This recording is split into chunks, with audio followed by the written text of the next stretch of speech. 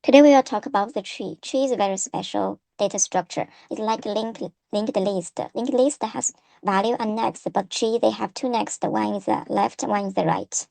There are two solutions usually. One is the deep first search, one is the breadth first search. For deep ones, we use a stack. For the breadth first, we use a queue.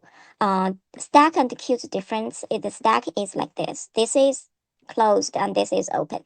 So there is last come first pop out. But the queue is like a queue like this. Oh, here is first come first out. But the DQ there is one is like a two side we can come out. We can come out from here. We can come out from here.